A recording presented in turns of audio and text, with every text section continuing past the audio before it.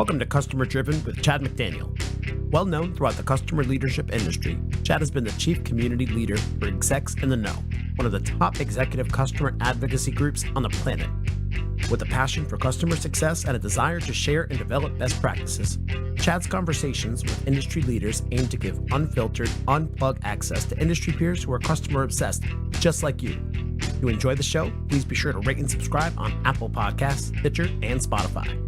Now here's your host, Chad McDaniel.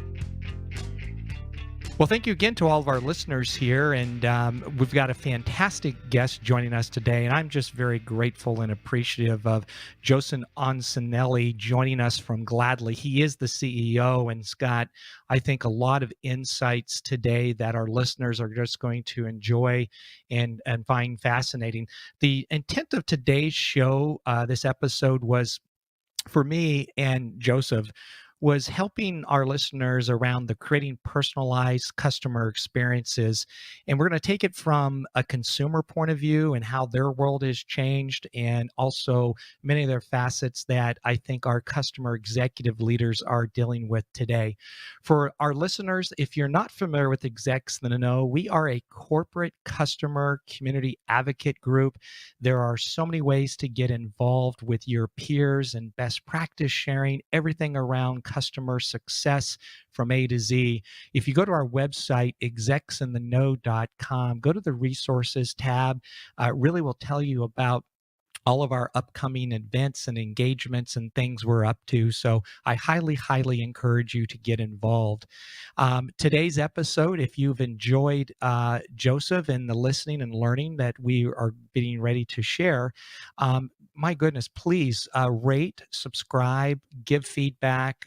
It's so important to myself and our listeners. So I really would appreciate you doing that. You can rate this across iTunes, Stitcher, all the major broadcast platforms that are out there. For our listeners that may not be familiar with Gladly, and I'm going to have Joseph, he's going to do a much better job than I can, but in a very quick nutshell, Gladly has been a partner of Execs in the Know for a few years now, and really has done a tremendous job of reinventing customer service software and putting people back in the heart of it. Really, I think, Joseph, you've done a great job of building a different kind of company, and we'll get a little bit more into that here shortly. But without further ado, I want to jump right into the conversation. And Joseph, before we do that, I think it would be very helpful for our listeners for you just to introduce yourself, give a quick background, tell us a little bit about the company, and then let's get into the conversation. Well, thanks, Chad. Thanks for having me on, and we enjoyed the relationship and excited to be here today. The background on Gladly, we started the company several years ago now to, as you mentioned, really reimagine and reinvent the software that companies use to provide customer service.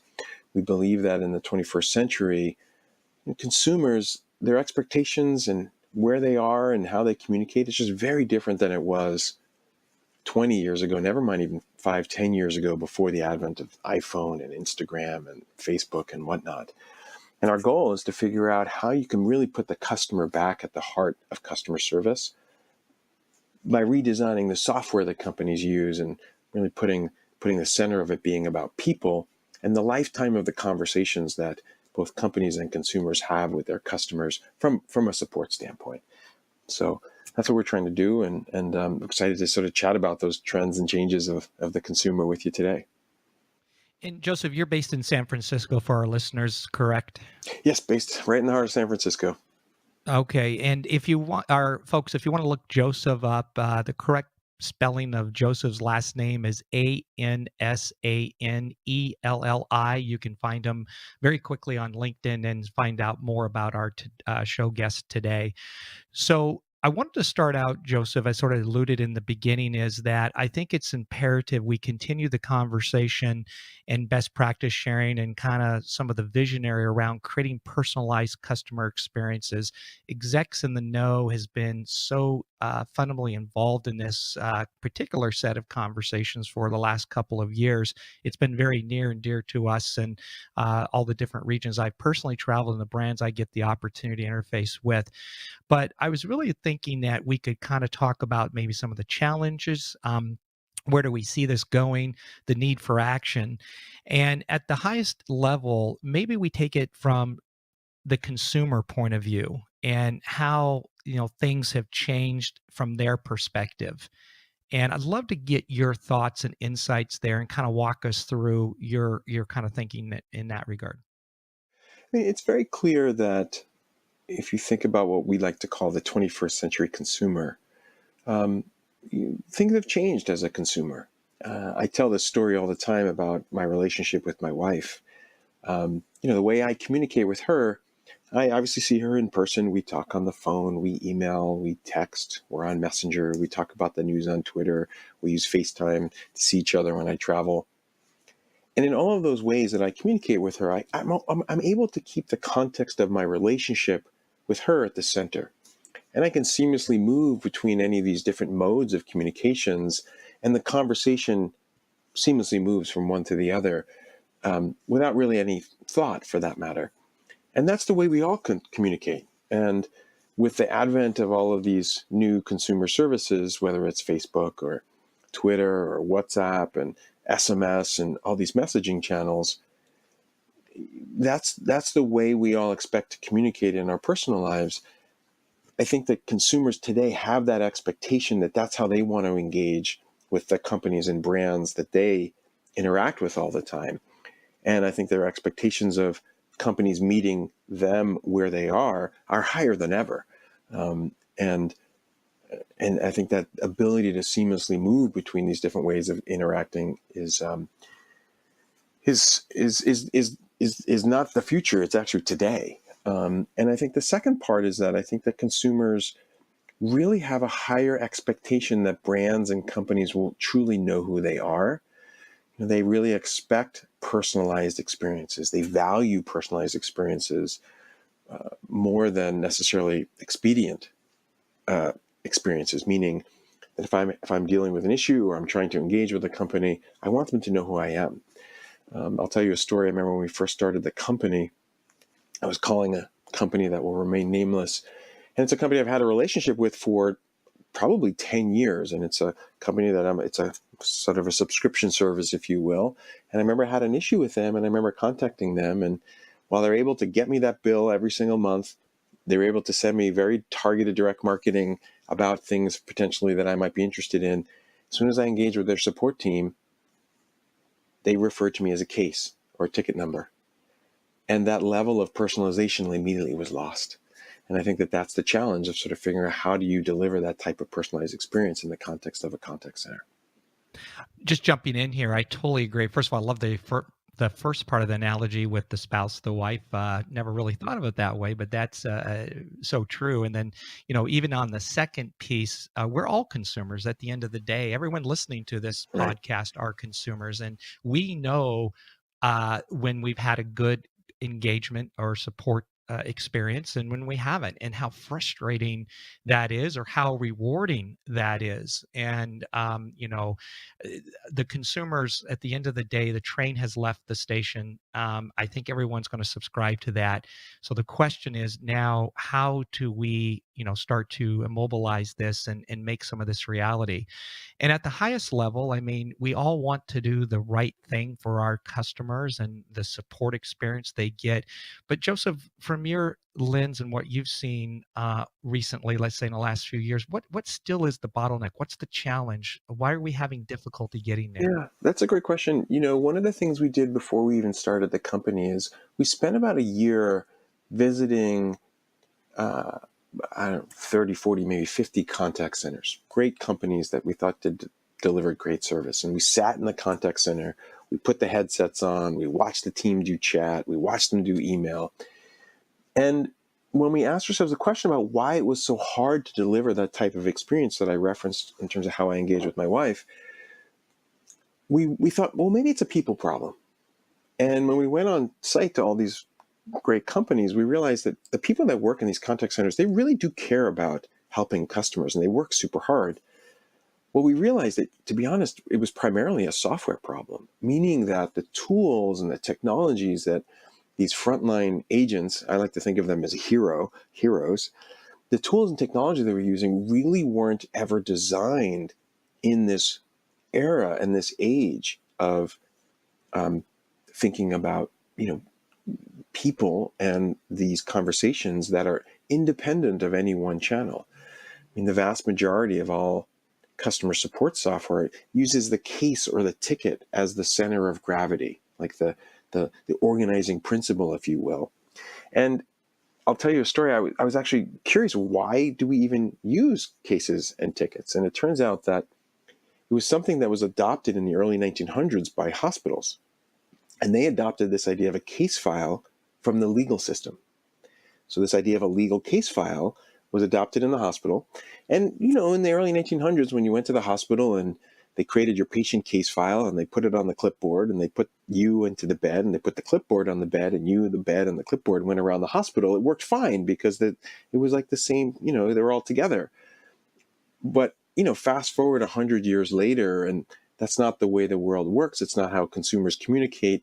It's just a antiquated approach to figuring out, to using that as the organizing principle for how to deliver service. And our view is that you really need to put the person at the center of it. The whole mindset, the whole software platform, the whole idea of sort of how you think about work should be centered around people. And when you do that, it's a transformation. It's a fundamental transformation to how to deliver service, we think.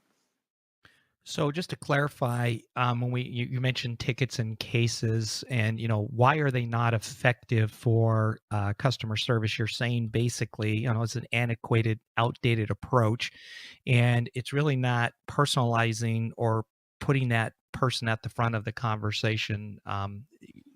Did I get that correctly? I just want to clarify. Yeah, exactly. I mean, I don't know about you, but I don't really like being treated like a case number. I mean, it's just not. It's not.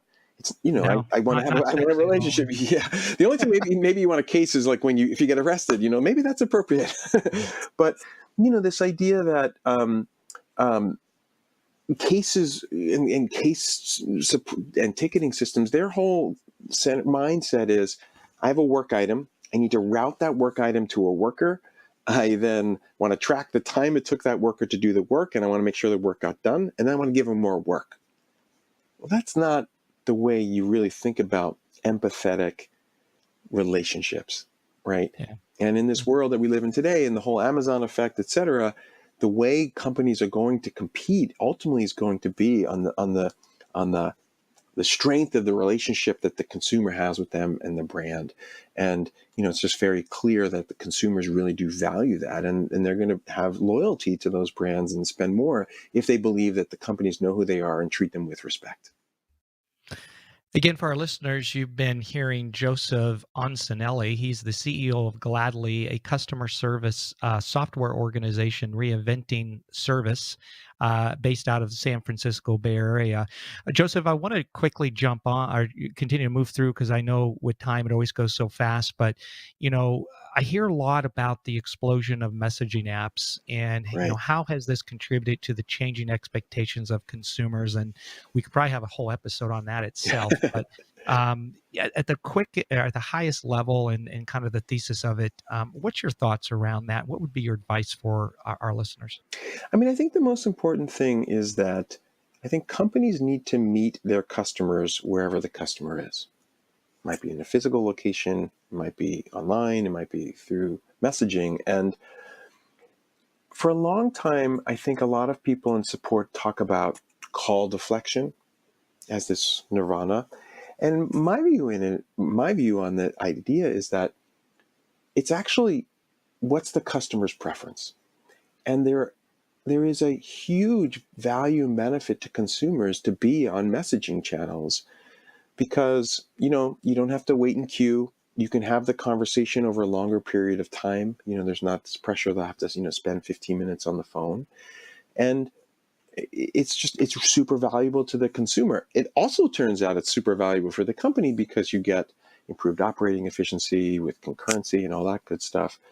And I just think that's the way that consumers prefer to communicate today. I mean, I would say that the vast majority of my both personal and professional communications are now happening on digital text channels, whether it's SMS or messaging internally, things like Slack.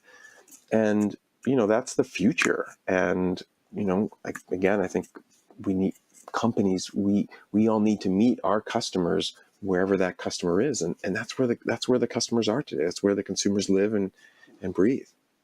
I clearly 200% agree. Our research and everything we do is extremely supportive of that. I mean, at the end of the day, it's not going to decrease, it's going to increase. And we all are working through that. Some of us are much more advanced in that thought process, and others are still kind of coming on board. But, we've always advocated at Execs in the Know and know your customer, know that channel of preference. And doesn't mean you have to be in every single channel, but you absolutely need to know the uniquenesses of your customers, because each industry can be so unique and difference itself.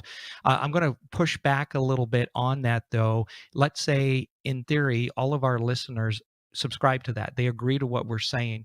But what is the fundamental stoppage? What is the issue that's still preventing us from getting there, do you believe?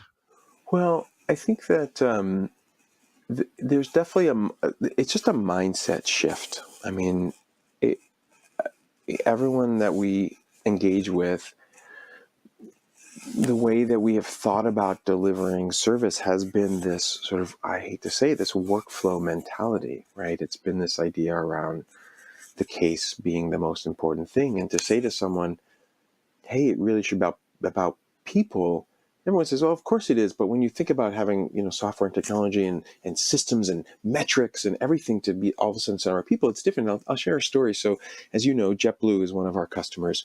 And I remember when we first were going live and starting to train their crew members. That's what they call all their employees and the folks that work in customer support.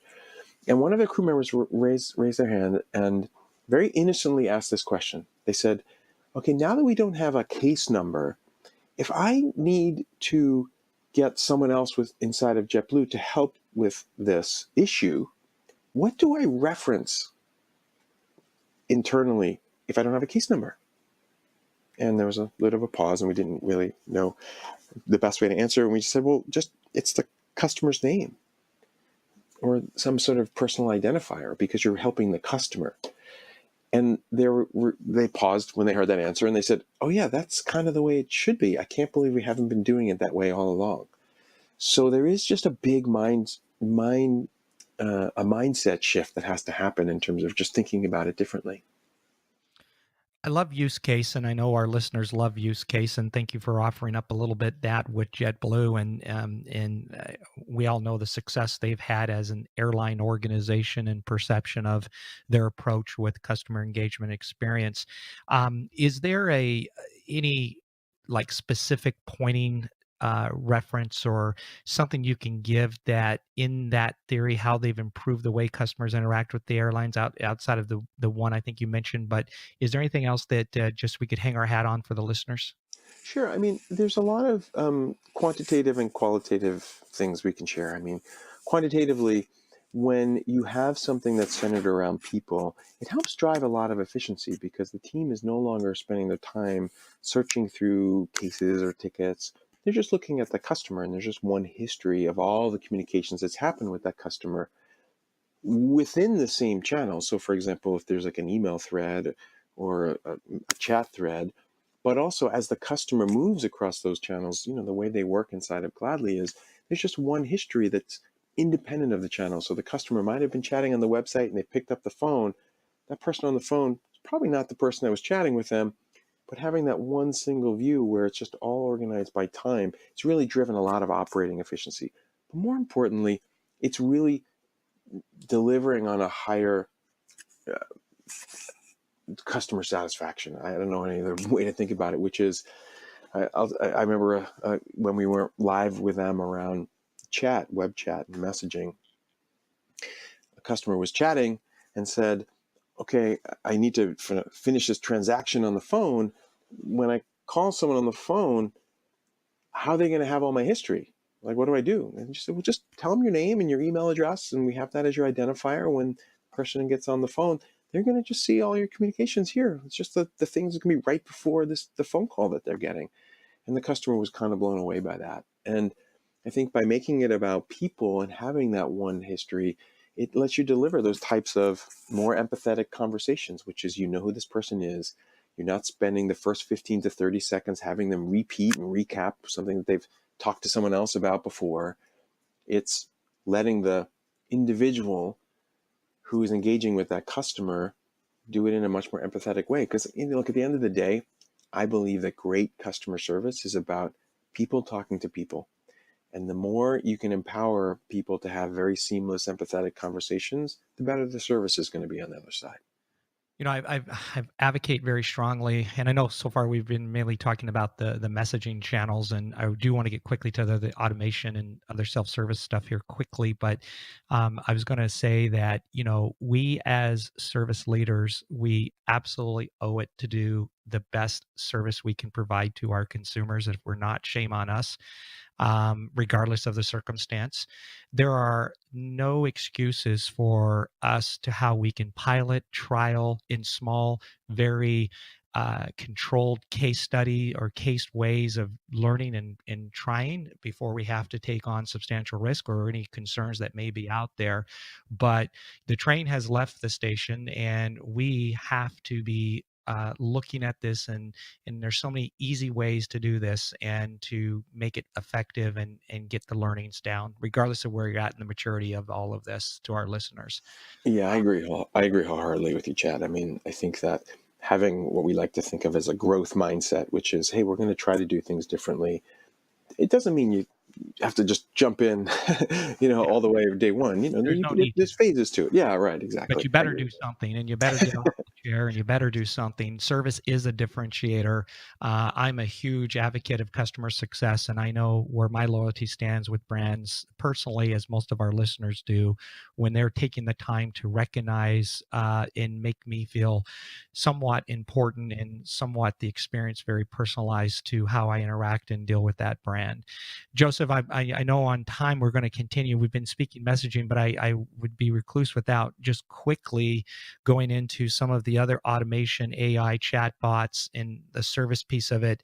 And, what do you think the most important thing for companies to focus on when we're thinking of some of the self-service capabilities that are readily out there and valuable to us?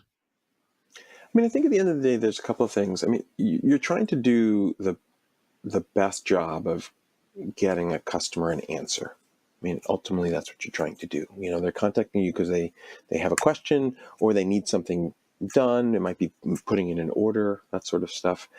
And we focus on a couple of things. One, we think that especially large contact centers, there is an ever increasing pressure around cost and operating efficiency. And so we have been doing a lot to apply a lot of the latest with machine learning, for example, around helping to make the internal team more productive through things like suggesting answers to the team based on understanding the intent of the customer's question and other answers that other people have chosen. So really driving a lot of that operating efficiency, because the more quickly you can help customers, obviously save you money, and that's always a good thing. And our approach has always been that if you're right, let's say half the time with a customer support agent, meaning suggesting an answer that they should use to respond to the customer, they love you. You've just made their job that much easier half the time. That's not a big deal. But if you're only right half the time with the customer, that's a horrible experience. So I think the key thing around thinking about automations and self-service and bots and all these things are just make sure that you don't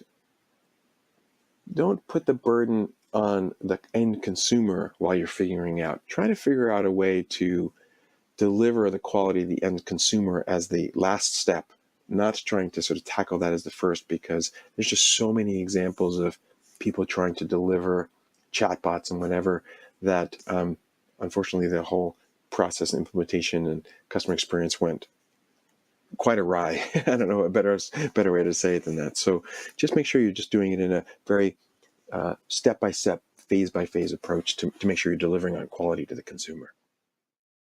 Very, I'm a visual type of person, and the more it seems to simplify whatever the task at hand is or the approach to it seems to have the greatest success. And I also hear that repeatedly throughout a lot of the brands.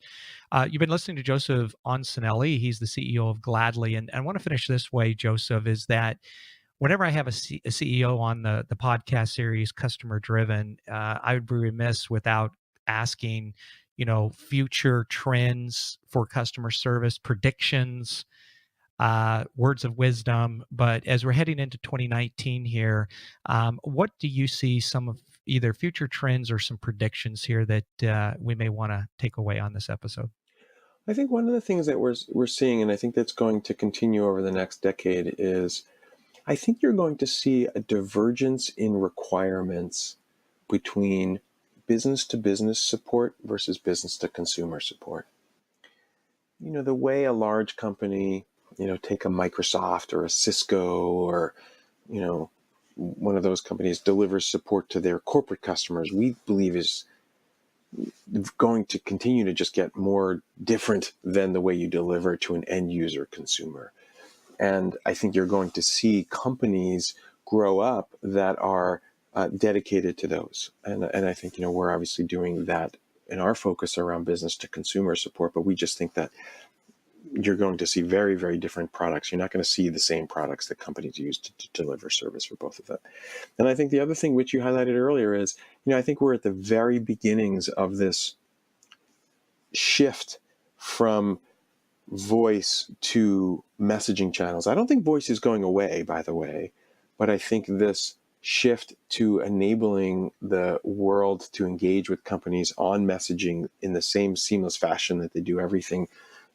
You can see it happening in China, for example, way more than you do here in the US with things like WeChat, where entire companies run their entire business on WeChat. I think that in the next decade, you're going to see that same impact here in the US way more than we think. I mean, it's more than just sending a message back and forth. It's transactions and engagement. It's all those sorts of things that I think is going to have a fundamental difference in impact on how consumers engage. I do agree that in the next 5 years, the floodgates are coming and that explosion of messaging, and for a number of different reasons. But I'm also very much, I agree and will always say that voice is not going away. It will shrink and it may do some different changes, but at least I think in my lifetime, voice is not going to go away. And there's a number of reasons why. But the messaging piece is a strong contender and area that it'll be interesting to see 2019 versus 2023 as an example where that becomes, and we'll all be watching very closely. Joseph, before we end here with listeners, any final words, comments you just want to say, or anything else from today's episode that you'd like to give to us? Yeah, I just think that I believe that we live in an era and an age where consumers have so much choice. When the next alternative company that they are going to engage with is literally one click away, it is the deletion of one app and an installation of a new app, that the importance of service is actually only increasing. And those customers that feel like they get a valued, personalized experience, they just value that relationship with the brands, and that it is way more profitable to have a very highly engaged, loyal customer base. And I think that that importance of that is just increasing every single day. So I can't stress that enough for everybody. Well said. You've been a terrific guest, Joseph. Thank you for making the time out of your crazy schedule too, and spending some time with our listenership. For our listeners, I just want to remind you, you're not alone in this quest of customer success. Get involved in Execs in the Know. We are a brand end user community, quite large brand end user community that is sharing a lot of direct insights and best practices. It's a tremendous group. They're a lot of fun. You're going to enjoy the people in the community. Again, if you go to execsintheknow.com, all that information is there. But on behalf of myself, I want to say thank you, Joseph, so much, and for another great edition of Customer Driven Podcast Series. Well, thank you, Chad. It's my pleasure to be here. Thank you for listening to Customer Driven with Chad McDaniel. If you enjoyed the show, please be sure to rate and subscribe on Apple Podcasts, Stitcher, and Spotify. It really makes a difference in helping others find the podcast. For more information on our customer experience community, please visit execsintheknow.com.